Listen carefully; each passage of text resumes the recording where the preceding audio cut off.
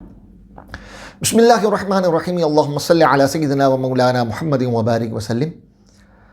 بے روزگاری کے خاتمے کے لیے، قرض کے خاتمے کے لیے اور رزق میں تنگی کے خاتمے کے لیے انشاءاللہ عز و جل آج میں آپ کے سامنے 3 وظائف ذکر کروں گا۔ بے روزگاری ہے، بہت عرصے سے بے روزگار ہے، رزق نہیں مل رہا یا کہیں نوکری نہیں مل رہی اور اس کے سبب قرض بھی بڑھتا جا رہا ہے اور اسی سبب سے مالی مشکلات دن بدن بڑھتی جا رہی ہیں، تو ان کے لیے 3 وظائف پورے دن میں ہم نے پڑھنے ہیں، یہ انشاءاللہ ذکر کروں گا۔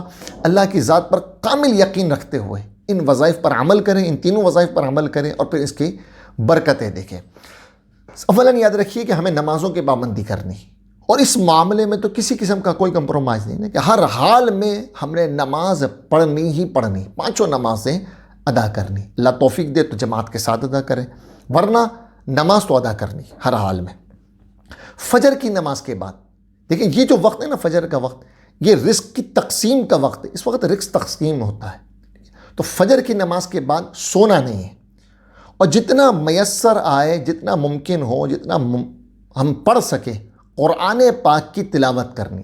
اللہ اگر توفیق دے 1 پارہ تلاوت کر لیں، آدھا پارہ کر لیں، یا جتنا ممکن ہو، جتنا ہم پڑھ سکتے ہوں آسانی کے ساتھ قرآن پاک کی فجر کی نماز کے بعد تلاوت کریں، ٹھیک ہے۔ اور اس کے علاوہ پورے دن میں ظہر کے بعد، عصر کے بعد، مغرب کے بعد جب سہولت ہو، 1 تسبیح یعنی 100 مرتبہ ہم نے پڑھنا ہے، استغفر اللہ العظیم و اتوب الیہ، یعنی استغفار کی 1 تسبیح پڑھنی ہے۔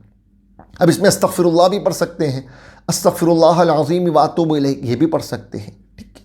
یہ 2 وظائف۔ اور تیسرا وظیفہ عشاء کی نماز کے بعد 2 رکعت نماز نفل حاجت کے ادا کریں۔ عشاء کے بعد 2 رکعت نفل حاجت کے ادا کریں اور اس کے بعد 500 مرتبہ یا مسبب الاسباب پڑھنے، کھلے آسمان کے نیچے ننگے سر۔